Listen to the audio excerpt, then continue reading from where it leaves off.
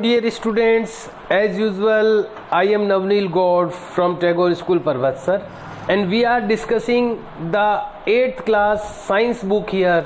यहाँ पर हम पढ़ रहे हैं 8th class की science book and this is the lesson number 2 सूक्ष्म जीव मित्र एवं शत्रु.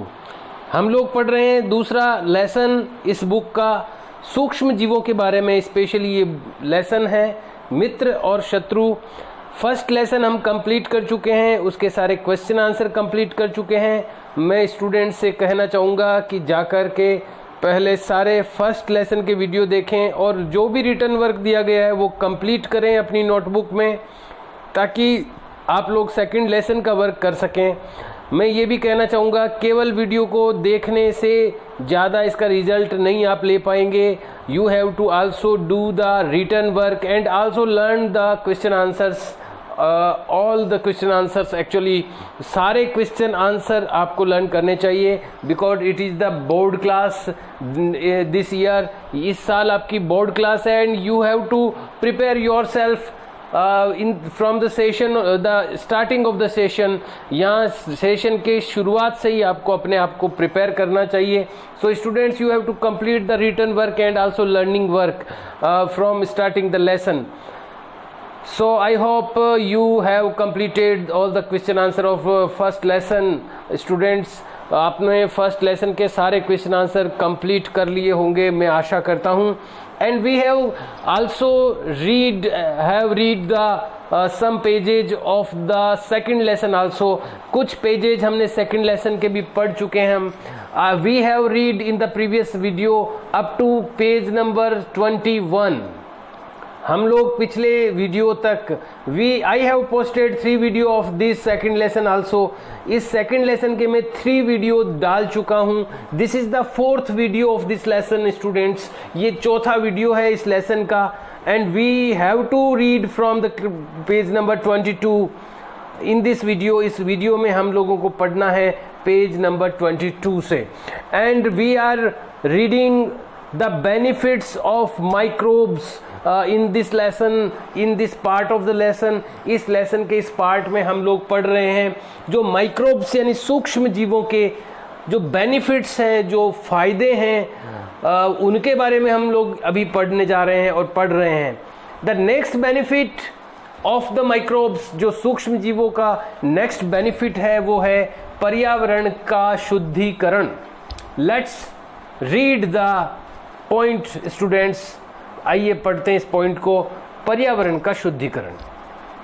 आपने अपने विद्यालय के माली को देखने के पश्चात पहली बूझो और दूसरे विद्यार्थियों ने घरों व बगीचों से पत्तियां एवं फल सब्जियों का कचरा एकत्र करके उसके निपटान के लिए बनाए गए गड्ढे में डाला. इनकी स्कूल में ऐसा सिस्टम बना रखा है कि एक गड्ढा इन्होंने खोद रखा है, तो जो भी पत्तियां कचरा होता है वो इस गड्ढे में डालते हैं, जिसमें उस कचरे का निपटान किया जाता है, जिसको डिस्पोज किया जाता है उस गड्ढे में. ऐसा एक पिट या गड्ढा इन्होंने स्कूल के पास बना रखा है. कुछ समय बाद इसका विघटन होने से खाद में परिवर्तित हो गया. तो जो जैविक कचरा होता है, जो जीवों से बना हुआ कचरा होता है, जिसमें जीव जंतु भी आ गए और जिसमें प्लांट्स भी आ जाते हैं, इन सब से बना हुआ कचरा अगर हम एक गड्ढे में इकट्ठा करें तो ये जब अपघटित हो जाता है, ये थोड़ा सड़ जाता है, तो ये खाद में परिवर्तित हो जाता है. पहली और वो जो जानना चाहते हैं कि ये किस प्रकार हो सकता है, ये करता कौन है. ये खड्डे में हमने पत्तियां डाल दी, टहनियां डाल दी, जैविक कचरा डाल दिया और उसकी खाद बन गई. लेकिन आखिर ये खाद बनाता कौन है? तो मैं आपको बताना चाहूँगा ये सूक्ष्म जीव ही होते हैं जो कि इस कचरे को अपघटित करके खाद में परिवर्तित कर देते हैं. आइए हम देखते हैं क्रियाकलाप के द्वारा. क्रियाकलाप 2.5. 2 गमले लेकर प्रत्येक को मिट्टी से आधा भर दीजिए. 2 गमले लिए, हर एक को आधा आधा मिट्टी से भर दिया. इन्हें ए व बी चिन्हित कीजिए.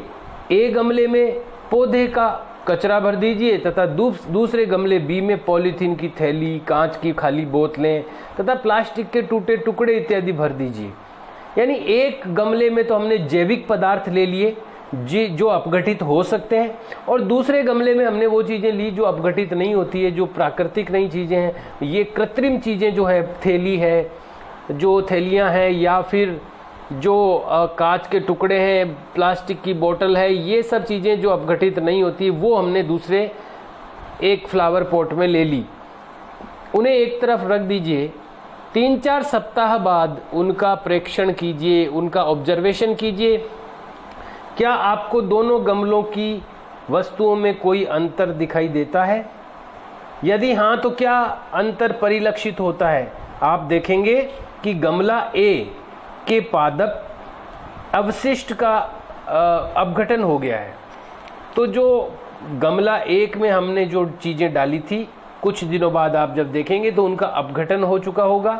यह कैसे हुआ?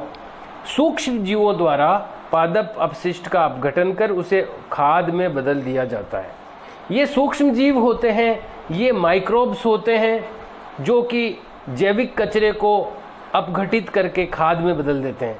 इस प्रक्रिया में बने पोषक पौधों द्वारा पुनः उपयोग में लिए जाते हैं।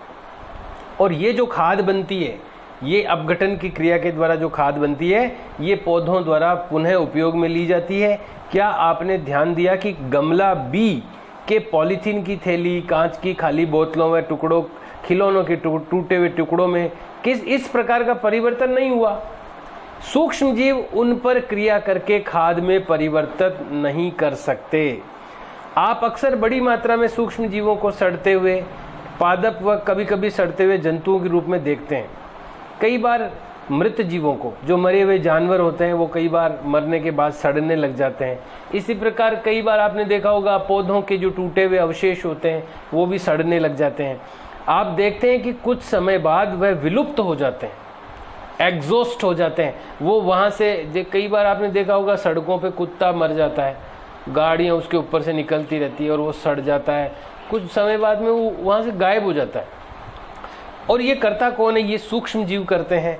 इसका मुख्य कारण है कि सूक्ष्म जीव मृत जैविक पदार्थ का अपघटन करके उन्हें सरल पदार्थों में परिवर्तित कर देते हैं। जो मरे हुए जैविक पदार्थ है, जो जीवों से बने हैं, ऐसे मृत जैविक पदार्थों का अपघटन कर ये सूक्ष्म जीव सरल पदार्थों में परिवर्तित कर देते हैं। यह पदार्थ अन्य पौधों एवं जंतुओं द्वारा पुनः उपयोग कर लिए जाते हैं। इस प्रकार हानिकारक एवं दुर्गंध युक्त पदार्थों का निम्नीकरण करने के लिए हम सूक्ष्म जीवों का उपयोग करके पर्यावरण का शुद्धिकरण कर सकते हैं। तो ये भी एक बेनिफिट हो गया सूक्ष्म जीवों का। हमने इस लेसन में बहुत सारे बेनिफिट्स पढ़े हैं, फायदे पढ़े हैं सूक्ष्म जीवों के। सूक्ष्म जीव कई प्रकार से हमें फायदा पहुंचाते हैं। उनमें से एक प्रकार ये भी हो गया कि पर्यावरण को शुद्ध करते हैं सूक्ष्म जीव। जो मरे हुए जानवर हैं, जो सड़े हुए पादप अपशिष्ट है, उनको ये खाद में परिवर्तित कर देता है, सूक्ष्म जीव कर देते हैं, और इस कारण से पर्यावरण शुद्ध रहता है। तो ये भी एक बड़ा काम सूक्ष्म जीव करते हैं। Dear students, we have read up to this part of the lesson the benefits of microbes. अभी तक हमने बेनिफिट्स पढ़े हैं माइक्रोब्स के, यानी सूक्ष्म जीवों के। अभी तक हमने फायदे पढ़े हैं, और अब हम इस आगे का जो लेसन का जो पार्ट है उसमें पढ़ने जा रहे हैं हानिकारक सूक्ष्म जीव। स्टूडेंट्स, आपने इन दिनों कोरोना का नाम बड़ा सुना है। वो भी एक प्रकार का सूक्ष्म जीव है।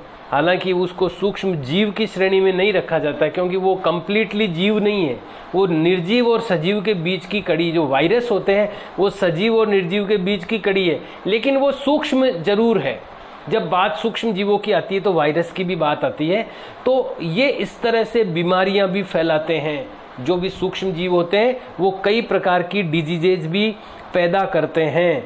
Let us read about the हानिकारक सूक्ष्म जीव, द डिसएडवांटेजेबल माइक्रोब्स। जो हार्मफुल माइक्रोब्स जो होते हैं, हानिकारक माइक्रोब्स जो होते हैं, उनके बारे में आइए हम लोग पढ़ते हैं। सूक्ष्म जीव अनेक प्रकार से हानिकारक हैं। कुछ सूक्ष्म जीव मनुष्य, जंतुओं व पौधों में रोग उत्पन्न करते हैं। जैसा कि मैंने बताया, कई सारे डिजीजेज, कई सारे रोग सूक्ष्म जीव उत्पन्न करते हैं। रोग उत्पन्न करने वाले ऐसे सूक्ष्म जीवों को रोगाणु अथवा रोगजनक कहते हैं। जो रोग उत्पन्न करने वाले सूक्ष्म जीव हैं वो रोगाणु या रोगजनक कहलाते हैं। कुछ सूक्ष्म जीव भोजन, कपड़े एवं चमड़े की वस्तुओं को संदूषित कर देते हैं, कंटिमिनेटेड कर देते हैं। कुछ सूक्ष्म जीव ऐसे होते हैं जो भोजन को खराब कर देते हैं, जहरीला बना देते, सड़ा देते हैं उसको। कपड़े को कपड़ा खराब हो जाता है, पड़ा चमड़े की चीज़ें खराब हो जाती है। तो ये जो खराब क्यों होती है, ये भी सूक्ष्म जीवों के कारण से होती है। आइए इनकी हानिकारक गतिविधियों के विषय में और अधिक जानकारी प्राप्त करें। पहले ये जो हानि है जो ये बताने जा रहे हैं बुक्स के माध्यम से, मनुष्य में रोग कारक सूक्ष्म जीव। तो मनुष्य में कौन कौन से रोग पैदा करते हैं सूक्ष्म जीव? मनुष्य में रोग उत्पन्न करने वाले सूक्ष्म जीव श्वास द्वारा यानी सांस के साथ में, पेयजल यानी पीने के जल के साथ में, एवं भोजन द्वारा हमारे शरीर में प्रवेश करते हैं। संक्रमित व्यक्ति अथवा जंतु के सीधे संपर्क में आने पर, अब जैसे किसी के बॉडी के अंदर सूक्ष्म जीव प्रवेश कर गया, जो बीमारी पैदा करने वाला सूक्ष्म जीव है, वो हवा के सांस के साथ चला गया बॉडी के अंदर, या पीने के पानी के साथ चला गया, या भोजन के साथ चला गया। अब किसी एक जने की बॉडी में अगर वो चला गया तो वो अंदर जाके और संक्रमित कर देता है आदमी को। और वो जो संक्रमित व्यक्ति है वो जब छींकता है और अंदर संक्रमित करके क्या होता है, वो अंदर जो सूक्ष्म जीव गया है वो अपने जैसे हजारों लाखों सूक्ष्म जीव बना लेता है बॉडी में। और वो फिर जब आदमी छींकता है, खांसता है, तो वो अंदर से सूक्ष्म जीव बाहर आते हैं और दूसरों को भी इन्फेक्ट कर देते हैं। संक्रमित व्यक्ति अथवा जंतु के सीधे संपर्क में आने पर भी रोग का संचरण हो सकता है। तो जब कोई दूसरा व्यक्ति ऐसे संक्रमित के संपर्क में आता है तो वो भी संक्रमित हो सकता है। इसलिए आजकल मास्क लगाने का बता रहे हैं ज़्यादा से ज़्यादा, ताकि आदमी अगर किसी कोई संक्रमित है भी और वो खांसता भी है, वो छींकता भी है, तो उसके जो सूक्ष्म जीव है वो वातावरण में फैले नहीं। इसके लिए एक तो ये, और दूसरा हमारे नाक के थ्रू, सांस के थ्रू, मुंह के थ्रू वो अपनी बॉडी में नहीं जाए। तो दोनों के लिए मास्क उपयोगी है। जो खुद इन्फेक्टेड है, जो संक्रमित है, उसके लिए भी ठीक है, और जो स्वस्थ है उसके लिए भी ठीक है। तो इस तरह जब कोई संक्रमित व्यक्ति अथवा जंतु के सीधे संपर्क में आता है तो उसको भी रोग का संचरण हो सकता है।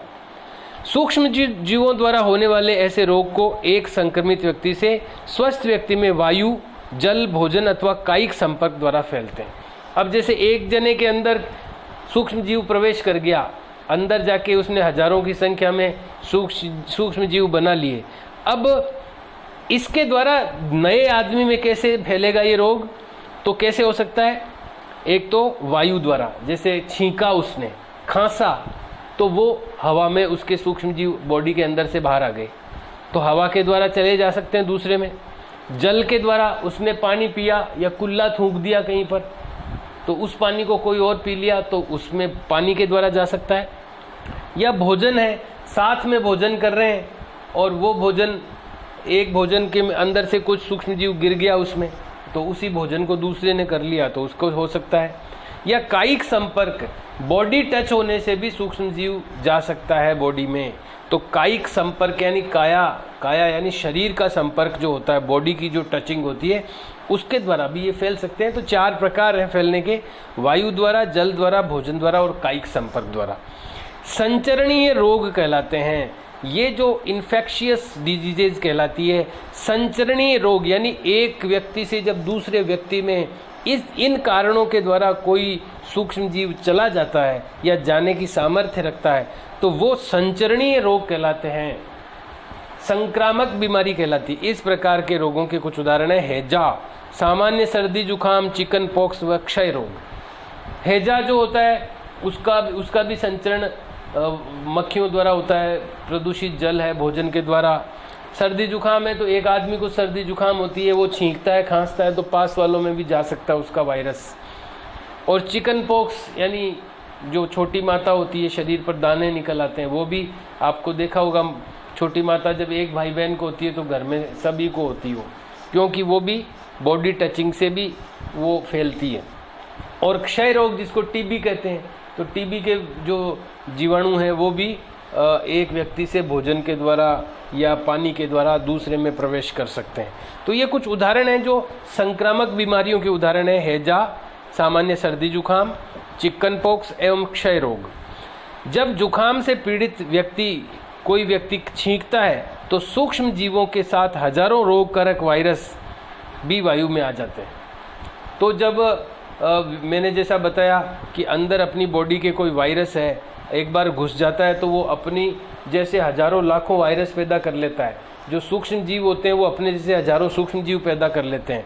तो जब आदमी छींकता है तो वो जो छींक के साथ में अंदर से वायरस और सूक्ष्म जीव, सब प्रकार के जो सूक्ष्म जीव है वो बाहर आ जाते हैं, वायु में आ जाते हैं। यह वायरस और ये जो वायरस होता है, वायरस अलग चीज़ है।